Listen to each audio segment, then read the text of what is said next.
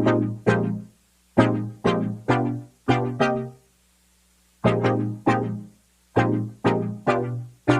And welcome to Tech Affairs. मेरा नाम है सूरज। नाउ रिसेंटली आईवीआई ने यह घोषणा की है कि भारत बायोटेक के चिकनगुनिया वैक्सीन उम्मीदवार ने फेज 2 और फेज 3 के क्लिनिकल ट्रायल में प्रवेश कर लिया है। तो जानते हैं इसके बारे में आखिर ये क्या है, किस तरीके से भारत बायोटेक ने अपने क्लिनिकल ट्रायल को कंप्लीट किया है।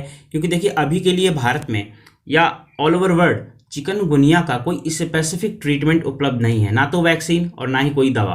तो इस वजह से ये और इम्पॉर्टेंट हो जाता है। और जिस इसके आगे के जितने अपडेट्स हैं ट्रायल से रिलेटेड उनके बारे में हम डिस्कस करेंगे। Also exam point of view से जितने भी इंपॉर्टेंट पॉइंट हो सकते हैं उन सभी को इस लेक्चर में हम डिस्कस करेंगे। तो स्टार्ट करते हैं। उससे पहले अगर आपको इस लेक्चर की पीडीएफ चाहिए, डिस्क्रिप्शन में जाइए, टेलीग्राम चैनल को ज्वाइन कर लीजिए, वहाँ पर आपको सभी लेक्चर्स की पीडीएफ मिल जाएंगी।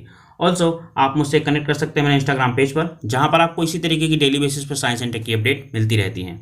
अब समझ लेते हैं कि अभी इतना चर्चा में क्यों था। अभी हाल ही में इंटरनेशनल वैक्सीन इंस्टीट्यूट ने घोषणा की है कि भारत बायोटेक के चिकनगुनिया वैक्सीन उम्मीदवार BBV87 ने फेज 2 और फेज 3 क्लिनिकल ट्रायल में प्रवेश किया है। वर्तमान में कोई व्यावसायिक चिकनगुनिया टीका उपलब्ध नहीं है, इस वजह से ये और काफ़ी इंपॉर्टेंट हो जाता है। अब बात कर लेते हैं इसके वैक्सीन की।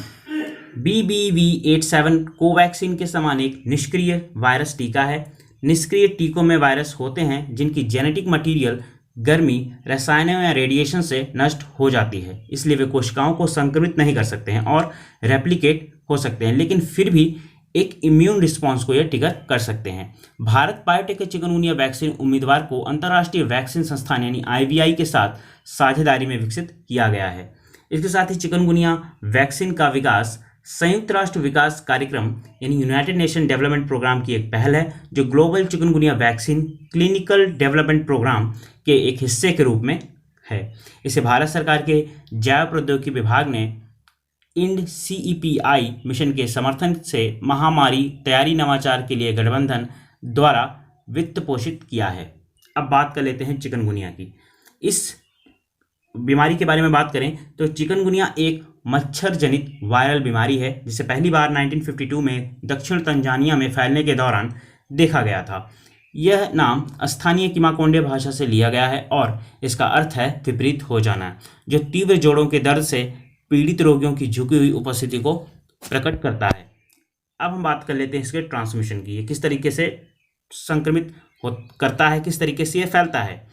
यह संक्रमित मच्छर के काटने से लोगों में फैलता है। यह अक्सर एडीज एजिप्टी या एडीज एल्बोपिक्टस मच्छरों द्वारा लोगों में फैलता है। ये वही मच्छर हैं जो डेंगू वायरस फैलाते हैं।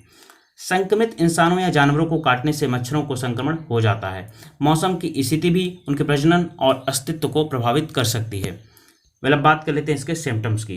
गंभीर जोड़ों का दर्द, मांसपेशियों में दर्द, सिर दर्द, मतली, थकान और चकत्ते इसमें शामिल हैं। अब हम बात कर लेते हैं इसके ट्रीटमेंट की कि क्या वर्तमान में अभी के लिए इसका कोई ट्रीटमेंट उपलब्ध है या नहीं। चिकनगुनिया को ठीक करने के लिए कोई टीका या एंटीवायरल दवाएं उपलब्ध नहीं है और उपचार केवल संक्रमण से जुड़े लक्षणों से राहत पर केंद्रित है। मामलों में तेजी के पीछे का कारण शहरी, पेरीशहरी और ग्रामीण क्षेत्रों में वेक्टर जनित रोगों की घटनाओं में वृद्धि हुई है। इसके कारण इसके ट्रीटमेंट की बात करें तो ट्रीटमेंट में हैप्जार्डस, अर्बनाइजेशन, पानी और ठोस अपशिष्ट प्रबंधन की कमी के कारण मच्छरों के प्रजनन स्थलों का प्रसार हो रहा है और साथ ही विशिष्ट एंटीवायरल दवा या वैक्सीन का अभाव इसका मुख्य कारण है। अब हम बात कर लेते हैं गवर्नमेंट इनिशिएटिव्स की टू कंट्रोल चिकनगुनिया।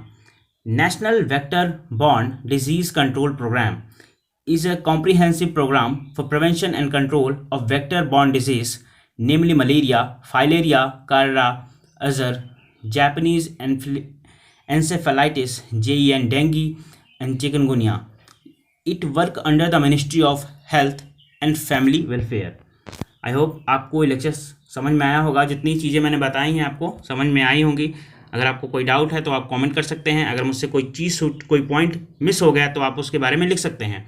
अगर आप मुझसे जुड़ना चाहते हैं मेरे सोशल मीडिया हैंडल पर तो आप मुझसे कनेक्ट कर सकते हैं मेरे इंस्टाग्राम और ट्विटर पर, जहाँ पर आप अपने डाउट मुझसे डिस्कस कर सकते हैं। अगर आप इस चैनल पर नए हैं तो चैनल को प्लीज़ सब्सक्राइब जरूर करें और वीडियो को लाइक ज़रूर करें। Thank you for watching this. Have a great day.